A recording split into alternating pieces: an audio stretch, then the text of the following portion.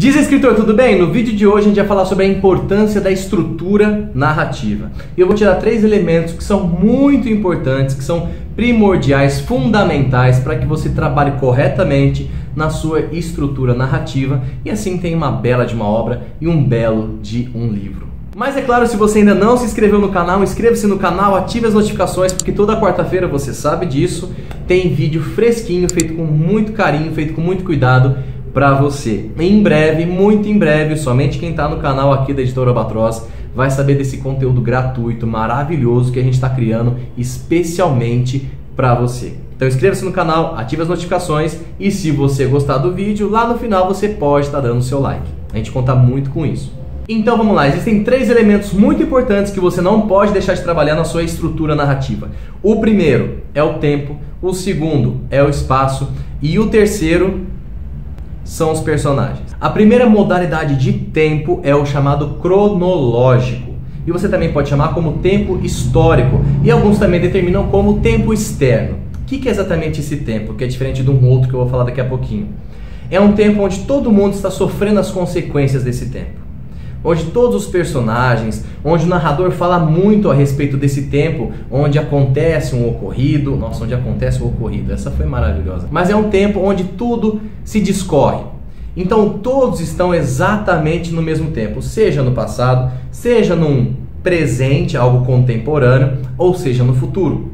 Então se eu sou um personagem, se você é um personagem, se a sua irmã, seu irmão são outros personagens, todos nós estamos sofrendo as consequências, todos nós estamos interagindo com os elementos do tempo contemporâneo, do tempo que a gente está vivendo. E isso você deixa muito bem claro na sua narrativa. Então se você está falando do tempo medieval, se você está falando de 1500, se você está falando de 300 a.C., todos os personagens no tempo histórico estão interagindo com elementos.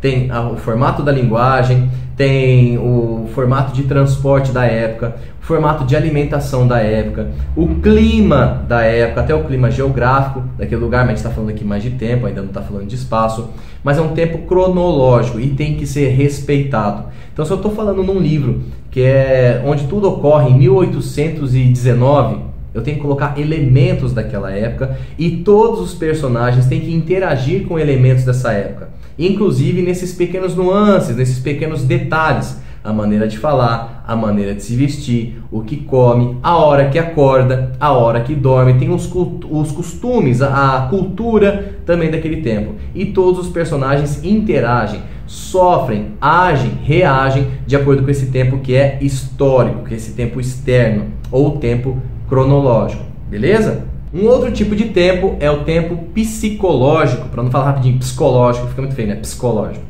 No tempo psicológico, a gente tem aqui na verdade muitas sensações, tem lembranças, tem aquela peculiaridade de que se o personagem está falando a respeito de uma lembrança, um flashback, algo que ele está lembrando, ou ele está imaginando, ou ele sonhou, tem muitas sensações nesse tempo. Tem muitos detalhes pessoais do personagem ou do narrador, que pode ser um narrador onisciente, aquele narrador que tudo vê, que ele está falando tudo que está acontecendo na história em geral, mas não é um narrador personagem, então é um narrador externo, um narrador em terceira pessoa, mas ele também dá um viés, ele dá uma emoção, ele dá alguns fatores onde você pode perceber isso de uma maneira muito sensorial. Tá? Então o tempo cronológico é tudo o que está acontecendo, tem um contexto, e o tempo psicológico é quando você está falando a respeito do que o personagem está lembrando, ou às vezes o personagem está falando com o outro e passando todas as sensações para o outro personagem. É da cena de um crime, é de algo que ele sonhou e imaginou, é quando ele viu a noiva daquele personagem traindo ele como um melhor amigo e como que ele se sentiu perante aquilo. Por exemplo, na hora que eu vi aquilo, eu me senti tão mal que parecia que aqueles 10 segundos duraram uma eternidade. E por isso, meu amigo Carlos, que eu vim te contar que a Vanessinha te traiu, e aí desenrola toda a história. Entendeu? Então tem muito essa pegada sensorial, tem muito essa pegada, esse detalhe que é mais emocional e que muitas vezes faz com que o leitor também se sinta, ocorra essa conexão, ocorra essa empatia, porque ele está vendo às vezes com os olhos do personagem. Então você também tem que deixar muitos detalhes, tem que ter uma riqueza muito boa para saber exatamente como que o personagem está se sentindo ou os personagens estão se sentindo dentro desse tempo psicológico. E aí você tem uma imersão muito melhor. A pessoa consegue se entreter muito melhor nesse livro do que você somente trabalhar no aspecto contextual, no tempo cronológico. Então esses dois tempos são muito importantes para a sua estrutura narrativa e saber trabalhar com eles, para que não tenha confusão. Então o tempo cronológico e o tempo psicológico. Isso é muito importante para a sua estrutura narrativa. Agora vamos falar de espaço. Espaço, ele tem também o espaço real e o espaço psicológico. O espaço real, como o próprio nome já diz, tem muito a ver também com o tempo cronológico. Então, nesse espaço real, a gente está contextualizando o que está acontecendo para que o seu leitor entenda, para que ele consiga imaginar aquilo que está acontecendo dentro da história, seja no momento, seja no decorrer do livro todo, porque tem livro que às vezes acontece somente em um espaço, ou no máximo 2 ou 3, da vida do personagem ou dos personagens. E aí você contextualiza. Abriu a porta, era uma casa pequena, tinha apenas 2 cômodos, na verdade era uma kitnet, era isso, aquilo outro, tinha rachaduras na parede, a parede, uma vez que foi branca, hoje não é mais, e blá blá blá. Isso é muito importante também, você consegue fazer com que o seu leitor traga algumas até memórias dele, se é que ele passou por algum lugar parecido, ou viu algum filme, ou viu alguma obra, numa pintura, num quadrinho, qualquer coisa. Mas ele consegue contextualizar, ele consegue jogar o personagem dentro daquele imaginário que você está pré-formatando. Então não é um imaginário muito solto, mas também não é muito preso. Uma outra coisa dentro aí do espaço é o espaço psicológico. E esse espaço ele também é muito interessante, assim como o tempo psicológico, que muitas vezes você consegue animar, digamos assim, o espaço para representar os sentimentos, as emoções e talvez até mesmo as lembranças de um ou outros personagens. Então você está falando que viu o céu azul e o céu azul trouxe um sentimento maravilhoso, foi um dia que inspirou muito o personagem e ele decidiu que aquele dia era o dia D. Era o dia que ele ia decidir toda a vida dele, que ele ia falar não, que ele ia falar sim, que ele ia sair da faculdade, que ele ia começar o próprio negócio, ou que ele ia falar com a Mariazinha. Só que esse espaço psicológico representa muito ele. Entrei dentro da casa e tudo era cinza, era tão cinza que eu não sabia mais se o espaço que estava à minha volta, se aquela sala é que era triste ou se era a minha tristeza que estava invadindo todo o local. Fica até meio romântico, mas isso também é muito importante, esse espaço psicológico. Parecia que a televisão tinha vida própria. Ela mesma decidia o que eu ia assistir, mas na verdade era o meu desânimo, porque eu não queria nem colocar a mão no controle remoto. Eu queria que a vida me levasse. Isso é muito legal e você pode brincar e trabalhar com isso de uma maneira muito bonita para conseguir despertar mais uma vez o imaginário, gerar essa conexão, gerar essa empatia do seu leitor com a sua narrativa e com os personagens do seu livro. E o nosso último elemento, é claro, são os personagens. Toda escrita narrativa, toda narração que você vai fazer tem um personagem. Tem a partir de alguém que as coisas acontecem, que ele age e reage com tudo isso. E é claro, em primeiro lugar, o nosso queridinho aí, o nosso protagonista ou a protagonista, onde tudo acontece por conta desse ponto de vista dele, por conta do que ele faz, por conta do que ele deixou de fazer, por conta das memórias dele, dos traumas dele, daquilo que ele deseja, dos empecilhos que vão acontecendo, é tudo em volta dele. E aí tem os personagens secundários, que também são importantes, mas não tanto assim quanto ele. Muitas vezes eles interagem entre si. E tem aí os figurantes, que esses são aquele lá de... O vendedor bateu na minha porta e na hora que eu abri a porta eu vi que a Maria estava do outro lado da rua e meu coração ficou tão alegre quanto o sol que irradiava. Se não tivesse o vendedor, ninguém teria batido na porta para ele poder ter abrido a porta e visto a Mariazinha. Então esses aí são os figurantes. E é claro que tem o nosso quesito aí, o antagonista, né? O cara que não é herói, o cara que ele é o vilão. E que muitas vezes é ele que atravanca, ele que atrapalha o caminho do nosso queridinho ou a queridinha, o protagonista ou a protagonista, tá? Então é muito importante você compreender o papel desses personagens, protagonista, os personagens secundários que servem para despertar o personagem principal, para ajudar, para atrapalhar um pouco, para interagir diretamente, mas não são tão importantes assim. Então você não tem que dar uma riqueza enorme de detalhes, principalmente detalhes psicológicos. Depois você tem os personagens que são irrelevantes, mas são pontes. Então o vendedor, o entregador de carta, né, o carteiro, o leiteiro, o cara que está lendo lá o teleprompter no jornal, o âncora, ele falou alguma coisa, então o personagem principal despertou para ação e ligou para o Mário, e o Mário falou com a Joana.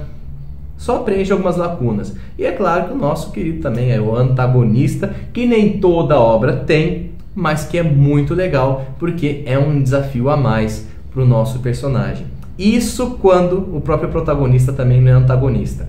Talvez ele é um cara que é autossabotador, talvez ele tenha um problema psicológico, mas daí eu vou deixar para sua imaginação. Ah, e tem mais uma coisa, o nosso narrador. O narrador ele pode ser um narrador observador, né, onisciente. É como se você estivesse num jogo de computador e você consegue ver tudo que está acontecendo, ou quando você é espectador e está vendo uma peça de teatro, ou está vendo um filme, e aí você conta aquela peça de teatro, ou você vê aquele filme e conta para alguém. Aconteceu isso, aquilo, outro, então foi lá o mocinho e bateu o cara, e aí você conta tudo. Você fala o que aconteceu, ele estava com uma cara de espanto, ele estava muito triste, então ele abriu a porta e viu aquilo. Você está fora da história, tá? De certa maneira os personagens não sabem que existe um narrador. Olha que interessante isso. Isso tem até às vezes aquela coisa de quebrar a quarta parede, do personagem conversar com o público diretamente e quebrar o narrador, quebrar ele no meio das pernas, digamos assim. Mas também tem o narrador que é personagem e que ele não precisa ser o personagem principal. Mas como ele está no contexto da história, isso também é muito legal de ser utilizado, porque é o ponto de vista dele. Isso é muito legal. Por exemplo, Dom Casmurro, que depois teve, acho que foi o Fernando Veríssimo, desculpa se eu não lembro aqui o nome exatamente, que depois colocou um outro ponto de vista e colocou o nome no livro como Amor de Capitu. Então você pode ver que tem muito quem está contando a história, o sentimento que tem envolvido, o ponto de vista, como que ele encara a vida, como que ele vê as coisas desenrolando, acontecendo, por conta que o narrador muitas vezes é um personagem. Então ele está falando o ponto de vista dele do que está acontecendo. Tem muitas obras, também obras ficcionais, aí como filmes, algumas séries, que tem o chamado spin-off. O que é o spin-off? É uma história que foi apresentada, né, dentro da história principal do enredo. Então eles tiram esse enredo, tá, e fazem uma outra história com outro ponto de vista. Então, por exemplo, um filme onde tem invasão alienígena. Tá tudo aquela coisa, o herói vai lá e atira e tal, resgata a mocinha, tá? Tudo aquilo que acontece de uma maneira muito ficcional. O cara, ele é um ninja, né? Ele é impenetrável. E do nada aparece a história de um alienígenazinho lá que é bonitinho, pequenininho e ajuda ele.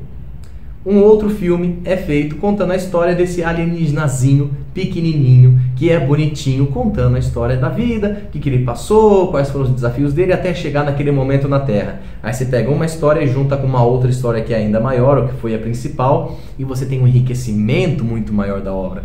Isso é muito legal. E eu já vi isso em vários livros e também em várias obras como séries, como filmes. Como séries principalmente, tem um que eu lembro agora, que foi uma série que quebrou muito paradigma, que, nossa, foi fenomenal, que foi o Breaking Bad.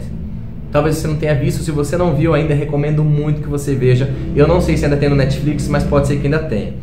É muito bom, é lá de 2014, 2015, mas foi uma série que explodiu no mundo todo. Muito boa. E aí o que eles pegaram? Um dos personagens, que é um advogado, chamado Sol, eles pegaram e fizeram uma história dele, contando como que ele se tornou um advogado, que ajudava traficantes, que ajudava o cartel mexicano. Então tem todo um drama a respeito da história dele para contar até o momento onde a gente conhece ele na história principal, que seria o próprio seriado Breaking Bad. Isso é muito bom, isso é muito legal. Mas voltando aqui, então a gente tem dois narradores também. O narrador onisciente, onde tudo ele vê, onde ele comenta o que está acontecendo e muitas vezes ele fala aquilo que o personagem não está vendo. Então ele abriu a gaveta, mas não viu que a faca do crime estava lá dentro. Uai, o narrador pode ver porque ele é onisciente? Ele pode ver tudo? Mas o personagem não? Então você pode ver. E aí cria em você uma ansiedade. Ah, com um cara idiota, como é que ele não pôde ver aquilo? Não vejo a hora do livro acabar para poder ver na hora que ele vai descobrir para onde que vai parar essa faca, meu Deus do céu. E aí tem um narrador, que é o personagem que dá as considerações dele, as emoções dele, o ponto de vista dele. E que, mais uma vez, também é muito legal porque, às vezes, nem sempre, os personagens secundários acabam gerando mais empatia do que o próprio personagem principal. Por quê? Porque é do ponto de vista dele. E também tem às vezes que o próprio narrador é o personagem principal, ele contando a história de vida dele, falando o que aconteceu, o que ele viu, e que também é muito bom que você vai entrando cada vez mais no mundo maravilhoso da mente daquele personagem que você mesmo escreveu. A mente do seu personagem é a sua mente de uma maneira externalizada. Olha que coisa maravilhosa que é escrever um livro, quanta coisa bonita, é fantástico, é fantástico. Então, escritor, se você gostou desse vídeo, não deixe de dar um like, não esqueça, isso é muito importante. Toda quarta-feira tem vídeo novo, vou deixar 2 vídeos aqui e aqui o botão para que você possa se inscrever se você ainda não se inscreveu e ative as notificações. E a gente se vê na próxima quarta-feira. Um grande abraço e até mais. Tchau, tchau.